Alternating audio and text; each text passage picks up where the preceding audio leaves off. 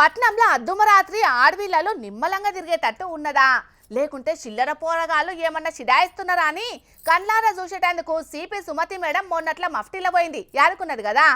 ఆడ చిల్లర కథలు వడ్డోళ్లను రెడ్ హ్యాండెడ్గా దొరకబట్టింది, లోపటేసి బుద్ధొచ్చేటట్టు చేసింది. ఇక మేడం ఛార్జ్ తీసుకోగలనే ఆడవిళ్ళల కష్టాలను తీరుద్దామని స్వయంగా బయలుదేరింది కదా. ఇక ఇప్పుడు ఇంకో మంచి పని సుతం ముంగటేసుకున్నదొల్లా, అదేందో మీరే చూడండి.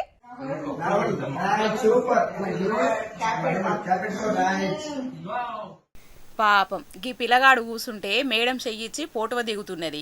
దీంట్లేమున్నదని ఉత్తగానే తీసి పారేయకుండ్రుల్లా. ఉత్తగానే పోటువ దిగుతలేదుల్లా మేడం స్వయంగా ఆమె కూసునే కుర్చీలో కూసుండబెట్టి గీ దివ్యాంగ పిల్లగాని చిన్నప్పటి కోరికను నెరవేర్చింది మల్కాజ్గిరి సిపి సుమతి మేడం. రాహుల్ అనే గీ తమ్మునికి పోలియో భూతం బట్టి కాళ్ళు ఏతులు వంకరైనయట, పేయిల తాకత లేకుండా అయిందట. ఈయనకి పోలీస్ కొలువు అంటే మస్తు ఇష్టం ఉండేనట, కానీ ఈ బీమార్ చేయబట్టి బతుకుడే కష్టమైంది. అమ్మనాయనల సాయం లేకుంటే కదలలేని తిప్పలొచ్చింది. ఇక తెలిసినోళ్ళు ఈయన పరిస్థితి గురించి సుమతి మేడం చెవులెయ్యంగానే రాహుల్ చిన్నప్పటి కోరికను తీర్చేందుకు మేడం ముంగట పడ్డది. మల్కాజ్గిరి సిపి ఆఫీసుకు పిలిపించుకున్నది.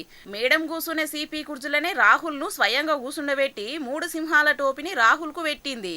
ఫోన్లో పోటువ దించి ఒక్కరోజు సీఎం లెక్క కొద్దిసేపు పోలీసు నువ్వే అనుకుంటా పెద్ద పోలీసు బాధ్యతను అప్పచెప్పింది. పేల తాకత లేకున్నా పోలీస్ అయినంత బరాబరని తమ్ముని చిరకాల స్వప్నానికి మానవత్వంతోని మేడం ఆశల ఆవుసు పోసింది. పోలీస్ డ్యూటీ అంటే కేసులు చూసుడే అని చాలా మంది అనుకుంటారు, కానీ సమాజం బాగు కోసం సుతం ముంగట పడచ్చని చూపెడుతున్నది సుమతి మేడం.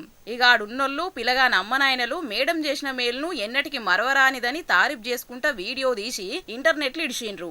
మానవత్వానికి పోలీస్ డ్రెస్ ఎత్తే సుమతి మేడం లెక్కనే ఉంటదని మెచ్చుకుంటా షేల్ర మీద షేల్రు కొట్టబట్టిండ్రు సోషల్ మీడియా జనాలు.